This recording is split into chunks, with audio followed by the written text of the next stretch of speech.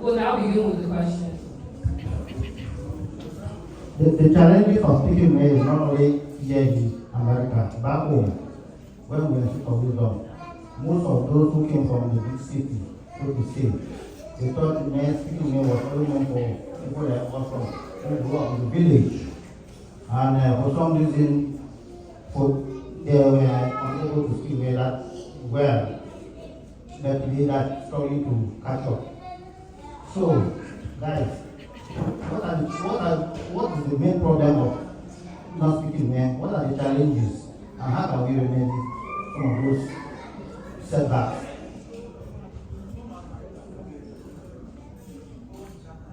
So when I think about us, our culture, where we come from in Cameroon, and I look at other countries such as maybe Nigeria, I notice that when they're in the villages, they speak their native dialects. And when they come to as part of the coast or in the city, they still speak their native languages. However, when in Cameroon, in the village, they speak their dialect. Or when you come to the coast, maybe you ask someone, they say, oh, no, of course, so, I don't speak the dialect. I think that's one major reason why.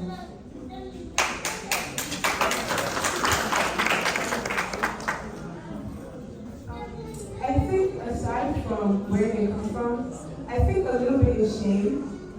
A lot of people think that English is like white man's language.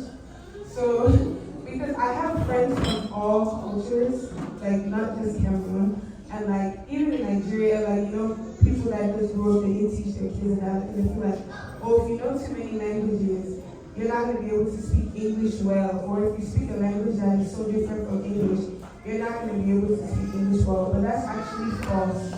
Because research actually shows that people that speak more than one language have a higher intelligence, they have a higher IQ. But it's really just shame. Because like growing up, especially growing up like here, like if you're African,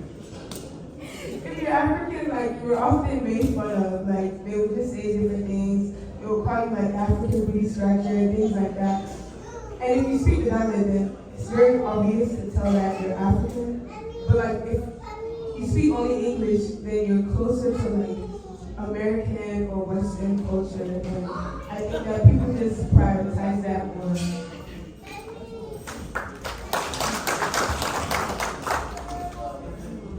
I would also like to say for learning in West, it's harder for us because I feel that other cultures like Nigeria, Ghana, they speak Cree, Nigerians, they speak Igbo, they speak Yoruba. They can go online and they can find many websites, many sites to learn their language. But for West, it's so small, you don't really see a lot of people teaching. So it's up to the parents to teach their kids at home because they can't go out. Even in my school, Howard University, they have a Yoruba class. They don't have a web class, So it's up to you guys, right? Yeah, so that's what I would say for my part, but I'll try to learn very soon, no worries. Okay, let's go to the next. And food, we had before starting this deliberation, so food is very vital for us. And in our culture, we have a stable meals. So I'll start with you. Give me your best meal in May. I have two. So I like Dole and fried plantain, but I also like a benchi. I like arrows and food, and I also like corn and a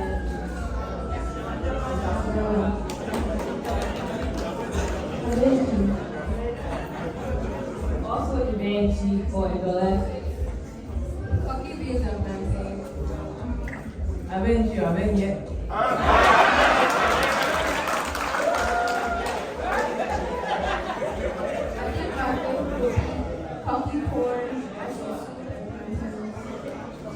Yes, sir. Okay, concerning the food, I think Marathi system may food my job, especially good meat, because the sense is horrible. Some food like baby go home. No, you wouldn't get what's that. So am I naive or not? I don't think that you're being naive. I think it makes sense because as soon as you open it, everybody will just smell the whole room, you know? So if you want to keep it at home, keep it at home. I feel like that's not the best thing to do, but it makes sense, you know? Take stuff that like the love ride, you know? Be carrying everything to work, you know? I feel like, you know, like sometimes just do it without shame. Like don't care what people are saying. Like you want to take some food or you want to take a curry or something, and you take it with your shoes or something like that. Just eat it. Just be able to eat it yourself. No matter if they say it's small, it's not your food. You should be happy about your food. Yeah, I agree with you, but me, I stopped caring.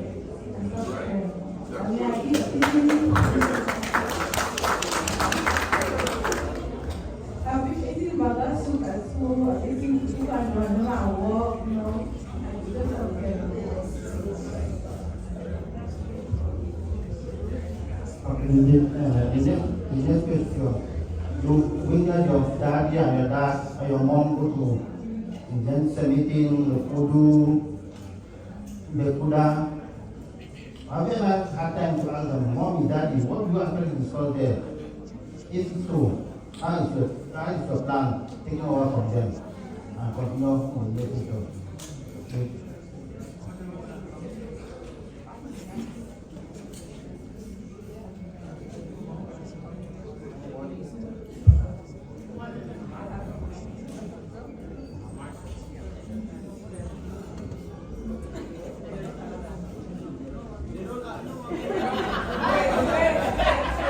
Well, I think I asked. If you don't know, my mother is Doreen Kamaka. She's the financial secretary. And so over time, her taking on that role, we started to realize, okay, my mom's a little bit busier. You know, so she'll come home with her secretary bag, where she's like on Excel, the spreadsheet. And I think we just like got curious because it was more so, at first we thought this was just a meeting. But then over time, with asking her questions, we learned that it was much more, that there's more developments, there's more impact back home. So you asked the question if we would take over these things. I personally say I would want to do so, but mainly because they're doing tangible things that are benefiting and helping the lives of others, but also because this is a community that has impacted so many people here.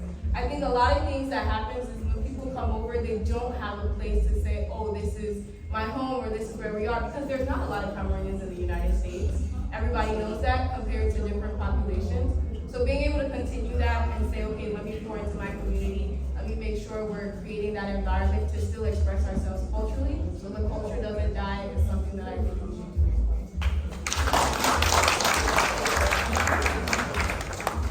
Okay, the last this question. Some of you have made trip to Cameroon. And what have you been that have cultural value to you or impact in your trip to Cameroon? The last question. Some of you have made trip to Cameroon. What have you witnessed or encountered that have cultural impact on your life? I remember that when I had went to Cameroon last year during my trip, a lot of things that I witnessed, well, I would first witness a lot of things that were different from America that what we do here. But what I think really impacted was the traditions that we bring home. It really just impacted, like, we see what we're doing here, we bring tradition, we talk about life skills and like how we can like manifest it back home, like try to help and like encourage them.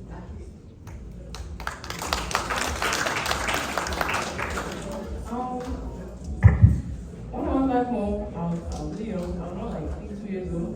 So I don't really remember much, but I know that sometimes, like let's say when it comes to like cultural food, like I'll see usually they like kill a cow or they kill a sheep or something, and I feel like sometimes it's a symbol. So I feel like it's very important to do that. And then also I think I remember seeing probably some of the dances that we did, and I see that it represents our culture very well.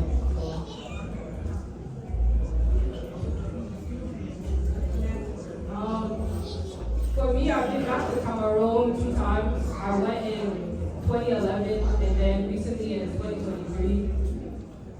The things that I remember myself because when I first went, I was like 7 years old. I know that my dad picked me and put me on Uncle's motorcycle, and I started to cry because why are you putting a small girl on a motorcycle?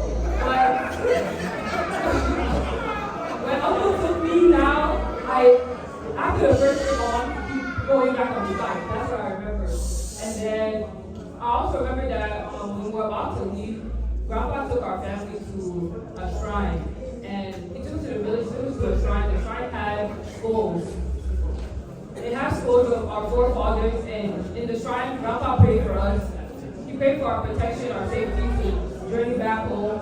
And he sprinkled a pussy.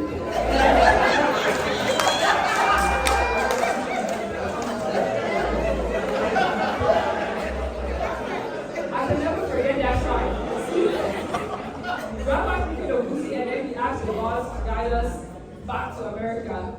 But recently, in 2022, when we went back, because of the war, he didn't do that. Nobody was in the village. Grandpa is even in town now. So my fear, why I brought up that memory was because my fear is that the social political situation happening in Cameroon now, is it causing us to lose that connection to our cultural and our traditional values?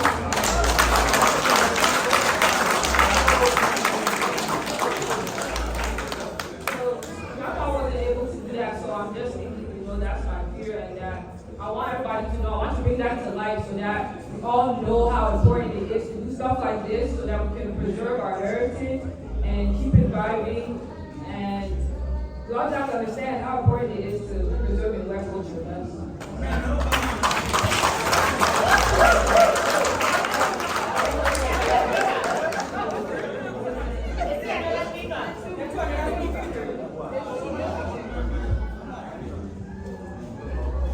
I was very young, maybe 4 or 5 years old, so I don't remember as much.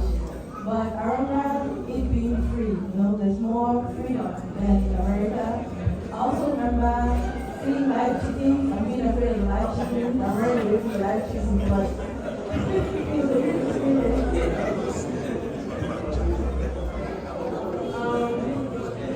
it's almost 10 years since I was in Cameroon, because I actually went to school in Cameroon. So I think out of everyone here, I had the longest experience in Cameroon. I think the biggest change for me was the culture and the community. It's so easy to make friends in Cameroon, because everybody has friends. Your neighbors are your friends. I bet you guys don't even know your neighbors, your next door neighbors' names. But like in Cameroon, you know. You can just be like, knock on the neighbor's door, please, I beg for salt, or something like that.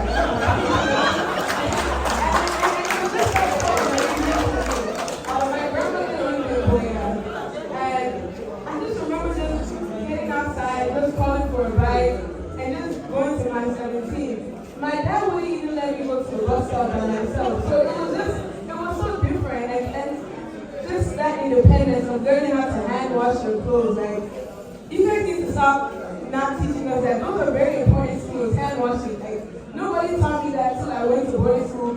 And after one day, she said, "You're on your own. You need to learn these things." So it taught me a lot of independence. It taught me the importance of community. It taught me the importance of the impact of having such a good community. Like, people in Cameroon get so much happier. Like, I don't know if you heard that uncle, he asked what you drink. That's the type of things they do in Cameroon. They ask you what your drink is and they buy it for you.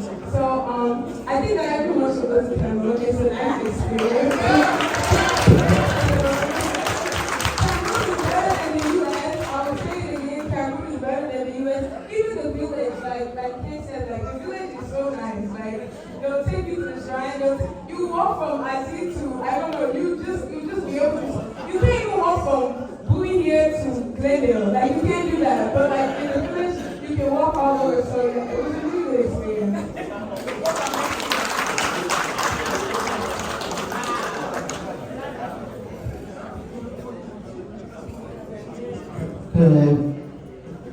Que vous ferez your more clear.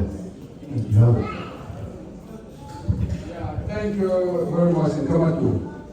I think I'm very happy having heard from our